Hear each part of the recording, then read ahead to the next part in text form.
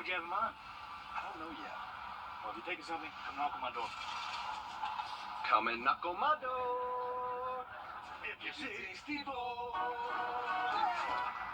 Your safety comes first with the First Alert Radar Network. First just got faster. Live from Augusta, you're watching News 12 at 6 o'clock. 72 of the best amateur golfers from 17 countries are fine-tuning their games right now for the Augusta National Women's Amateur. Today was a practice round over at Champions Retreat. News 12's Laura Warren is live for us at the golf course. Laura?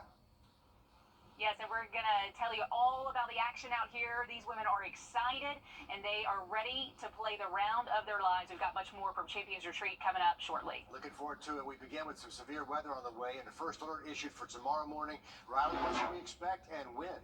Yeah, Richard, really want to make sure people have their maybe for a tornado. Much more on this for you coming up in just about 10 minutes. Riley, thanks a lot. Happening now, an accident involving a dump truck and a pickup truck impacting traffic over on Laney Walker Boulevard Extension. This is right near the I-520 westbound ramp, the Bobby Jones Expressway there. Dispatch says this is an accident with injuries. Firefighters and deputies are all on the scene right now, so a lot of first responders. They say traffic is moving slowly through the area, but you might want to avoid that area altogether while they do that work to clear things up. New charges tonight, 24 hours after a fire in Grovetown turned into a double homicide investigation. This all started yesterday morning around 11. Police were called to a fire on Newmantown Road. They say 47-year-old mother and her young son were inside dead with stab wounds. Now the man deputies say who lived with them is facing charges in their deaths. Sydney Hood uncovering details within the last few hours about what investigators believe happened. There's a fire at 309 Newmantown Road, like a bad fire. Cell phone video shows the smoke clouds coming out of the window, and photos show first responders fighting to put the fire out. This photo appears to show them pulling someone out of the house. Police tell us it's 32-year-old Donald Beck. 24 hours later, Beck faces arson and murder charges. Beck is accused of stabbing Karen Denise Boswell on her back with a kitchen knife and then starting a fire on the couch she was on. Police say Beck and Boswell were living together in the house. Beck is also accused of stabbing a 6-year-old child and then starting a fire on the couch. Firefighters and investigators determined the entrance and exits for the house were barricaded from inside the house. We found 2 days prior, Grovetown police had another encounter with Beck. This report says they got a call to the house and talked with Boswell, who said Beck was upset for unknown reasons, broke and cut himself with a bottle of wine, and then yelled at her. There were no visible marks, bruises, or injuries on her. Police later found Beck down the street. He told them he was upset because of Boswell's past boyfriend choices and yelled at her because he cares about her. He also said he didn't mean to break the bottle of wine or cut his arm. Beck returned home, and Boswell told police she was fine with it. Barely 48 hours later, Boswell is dead, and Beck is charged with her murder. Sydney Hood reporting there. Beck was denied bond today on all charges. That means he will stay in jail until his trial. Another developing story this evening, gunfire across Augusta in 24 hours. 3 different shootings in Richmond County, one of them deadly. Hallie Turner live in our studio to break down what we know. Yeah, Richard, like you said, within 24 hours, shots rang out at these 3 locations all across the CSRA. This morning, deputies arrested 17-year-old Travion Robertson. He's behind bars on 4 counts of aggravated assault and 1 count of possession of a firearm, after they say they found him shooting near a bus stop on Lovers Lane and Sapilo Circle, where children were waiting for the bus. Robertson's arrest is from one of 3 shootings across the CSRA in the last 24 hours. Less than 12 hours before police say Robertson opened fire, Richmond County deputies responded to a call just before midnight on Bolt Drive with 1 person shot. When they got there, the Richmond County Coroner's Office confirmed that 19-year-old Mikkel Jones was shot at least once. He died at the hospital. And a similar situation took place early Monday afternoon when deputies were called to Diamond Lakes Park about 1 person shot. The victim was sent to the hospital with non-life-threatening injuries. No arrests have been made for Monday's shootings. Now, in the last year, more than 150 lives have been lost to violent crimes across the CSRA. And Hallie Turner in our studio, thank you for that. If there are any other suspects named in any other incidents, we will be sure to let you know. Transparency for your tax dollars with Augusta's Parks and Rec Department. Today, Augusta commissioners approved moving forward on an audit to look into the past 3 years of activities and finances in that one department. This follows the recent resignation of the former director there, Maurice McDowell. City Government reporter Craig Allison in our newsroom now to bring us up to date on what's happening. That's right. Augusta leaders say they want to set this recently vacated office up for success before a new department head moves in to take that director job.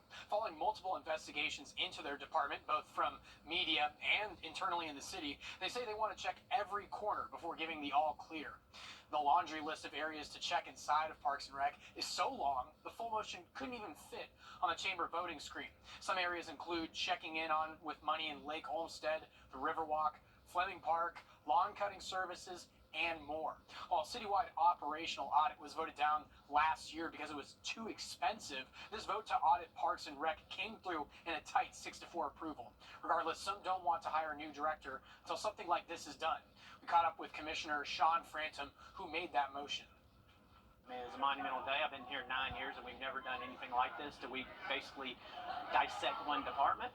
I know there's going to be concerns about the price, but at the end of the day, like, it sends the right message to the community, it sends the right message to the next leader.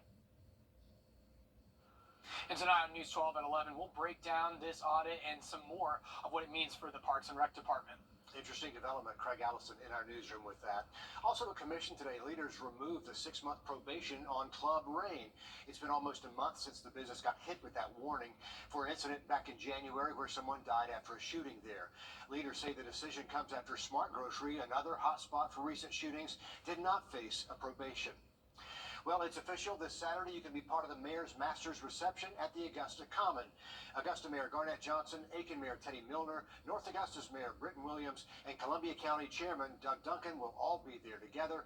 This will honor this year a famous caddy, Fanny Sunison, the first female caddy to win a men's major golf championship. She was on Nick Faldo's bag for years and years. All proceeds will benefit Masters City Little League. It runs from 5 until 9 Saturday at the Augusta Common. Before we even make it to Masters Week, we've got another big tournament getting underway tomorrow. We are live at Champions Retreat for the Augusta National Women's Amateur. Riley, should be a good one. Should be a good one, Richard, and this cold front's definitely going to be impacting play over the next couple of days. We'll take a look at the severe weather threat, then all the wind behind it coming up just after the break. Time and temp, brought to you by your First Alert weather team. Our big thing is getting you back to you. When you download the 1226 First Alert weather app, you've got access to the best local and most trusted weather team just a click away. Live radar, First Alert forecast, and more. Whether your skies are sunny or severe, you'll be ready with the free 1226 First Alert weather app. Check this out. One of downtown Augusta's murals has a new look just in time for all those golf visitors. This piece features pink azaleas, a golf ball on a tee, and a microphone saluting James Brown. And big bold writing that says, "Welcome to Augusta." You can find it on Broad Street near Farmhouse Burgers. And you know what, Riley? This may be one of the only few azaleas left in town. They may be gone with the wind, with all that wind you're talking about we're getting overnight. I know it, Richard. This system heading our way definitely going to... Here's a look at our 7-day forecast. By the weekend, we do continue to dry weather, but temperatures are going to be chilly. Early in the morning, we should see the 30s. Riley, thanks a lot. An international field of 72 female amateurs are in Augusta, hoping to become the next Augusta National Women's Amateur Champion. Today was a practice round for a lot of new faces and some returning ones as well. It's a gorgeous one out at Champions Retreat as they get ready to chase that history. Laura Warren knows a good thing when she sees it. She's live for us out of the golf course right now. Yeah, really tough to complain about weather conditions today, although everyone is bracing for what's to come. But gorgeous day out at Champions Retreat. The course is in tip-top shape, and it was really a laid-back experience for the golfers today as they practiced without any patrons, and we were able to walk around and give you a sneak peek of what's to come. Everybody's favorite part when they visit is the merchandise. Absolutely. What are you guys anticipating will be hot this year? We are really seeing a lot of people just fall in love with this sweatshirt. Oh, it's beautiful. Yeah. Absolutely beautiful and brand new this year. So I think we're going to sell out of these. The shelves are stocked and ready for patrons. Something new this year out here, t-shirts. So the t-shirts are going to go like hotcakes, and we've been restocking these and on our last boxes. So I definitely feel like if you want a t-shirt, come on in, because that's going to be out of here pretty quick. And for families supporting their daughters like Mega Gane, competing in her 4th Augusta National Women's Amateur, they're creating quite the collection of merch. This place never gets old, really. Every time we come here, it's a blast, yeah. For the people who first put a club in the Stanford golfer's hand just a little over a decade ago, it's been surreal to follow their daughter's success. She was 8-year-old when she started, and she started from the day when she liked it, actually. She made contact, and the ball was going up in the air, and she liked that part. And she said, let me keep doing this, and here we are. And while they traveled across the country to cheer her on, others like Casper Arvefell from Sweden traveled across the world. It's really fun. It's like I play hockey back home, so it's not so easy for me to go on her trips to watch. So when I can do it, it's so fun and nice. The pro hockey player came to see his big sister, Kesa, make her second Inwa appearance, but he may be staying for the food, at least the Chick-fil-A. It's really good. It's better than the Swedish fast food, so the Swedish people not going to like that I set up. So it has a Swedish seal of approval. But also speaking of food, because we know that's important to patrons out here, we can confirm that the peach ice cream sandwiches, those are back on the menu. We also saw on the concessions list the Georgia pecan mix, the popcorn that everyone seems to like. So you can almost guarantee that those will be available Masters Week as well. Absolutely. A good forecast on the food. You got food, you got merchandise, you got some great golf. Laura Warren, not a very bad lineup as we kick off this special week in Augusta. Thanks for the live update there from Champions Retreat. And there's more to come on News 12 at 6 o'clock. We're going to catch up with the 2022 champion, Anna Davis, to hear how she's getting ready for tomorrow's opening round at the Augusta National Women's Amateur. First Alert Radar Jets. I'll take the fight to them and make sure you get everything you deserve.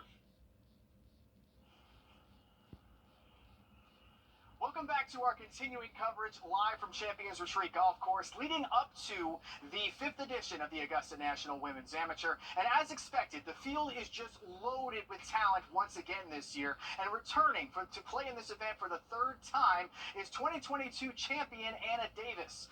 As everyone knows, playing in events like this can be an emotional roller coaster for everyone involved, especially for all the players competing atop the leaderboard. Now, when you look at everything in totality, the Spring Valley, California native and Auburn University freshman has experienced the highs of being named champion in 2022 and then the lows of suffering 2 two-stroke penalties, taking her out of contention in 2023. Anna Davis is back, turning the page for round 3 with hopes of her past experiences, both the good and the bad, helping her write this new chapter with her name atop the leaderboard once again. Just kind of knowing the ins and outs and knowing how big of a beast it can be, and I think just keeping that in mind and knowing, par is your friend on basically all of these holes is pretty important, and just keeping a level head when playing is going to probably be key out here. Round 1 begins tomorrow morning at 8 a.m. Anna Davis is set to tee off at 8:23. She is in Group 6. And Alyssa Lyons joins me now. Alyssa, that 2022 year when Anna Davis won was a special year for a lot of people involved, including some people who are still competing this year. Yeah, you can't help but mention Latana Stone, who was the runner-up that year in 2022. They're quickly earning that veteran status here at Champions Retreat. And you can't help but mention Jensen Castle and Anna Morgan in that category as well. Today, they hit the practice round, and being this their 3rd year, it's not so much practice anymore. I mean, I think you can flirt with the bunker today. Do you think it'll flirt back? Can I carry it? Well, depends on your status. I can be single.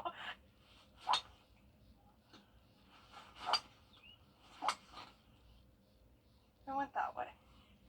I went that way. That was lovely. Maybe we should play in Crocs. Bag, put the money in there. Is it far? Yeah. This first one? Either one here or here. No, up the hill. That's not a putting contest. That's a 20-footer. These are rolling so good. Yep, there's not a lot of sand in here. What does it take for you to put the Crocs in sport mode? Kidding me? And gosh, it's a birdie competition. Laddie's quote of the week is, "Where's Anna?"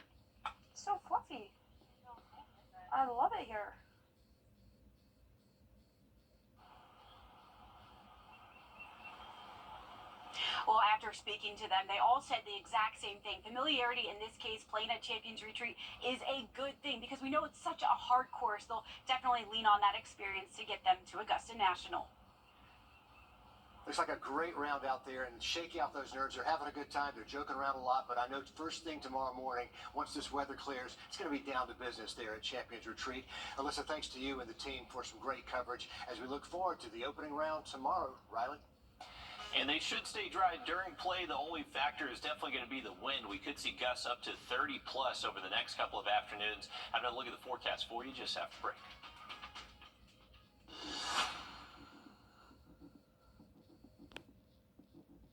I'm Chip Lewis with 64 Insurance Group. Surprisingly, there is no Medicare orientation. Let us guide you through the entire process. For a commitment-free consultation, please call the number on your screen. Don't wait till you're 65 to call. Are you 64.com. Do you know why we're celebrating 90 years as the CSRA's favorite roofing company? Hey, Brett, I think we need a jingle. What'd you have in mind? I don't know yet. Well, if you're taking something, come knock on my door. Come and knock on my door. If you're 64. We know you get up early. That's why we get up even earlier. Finding out the things you want to know. Rain? Well, that can mess up your whole day. I'll tell you what to expect outside, on the way home, and at night if the kids have a game. In the mornings, we've got one job, making sure you've got no surprises on your way to work. If it happens overnight or breaks early in the morning, we're going to tell you about it. When that alarm goes off, get up and get out with News 1226 this morning on your side. Coming up on the CBS Evening News, for the second time ever in the U.S., a man was diagnosed with a rare case of bird flu. How it's linked to dairy cows, what it means for the country's milk supply. That and more headlines coming up tonight on the CBS Evening News. Remember, we do have a first alert in effect early tomorrow morning before sunrise. So before you head to bed tonight, make sure you do have that cell phone charged up. And there's going to be an opportunity for some severe thunderstorms producing strong wind gusts, possibly even a tornado risk, along with some very windy conditions showing up the next few days. It's been breezy out there today. You can see our current look over Clarksville Lake showing some beautiful conditions at the moment. But there is going to be a lake wind advisory that starts early tomorrow morning and will actually last all the way through Thursday night. So we're not anticipating that wind to really calm down too much until we likely get to the weekend. All going to be thanks to this cold front. You can see it's starting to organize some storms a little bit better well west of the CSRA.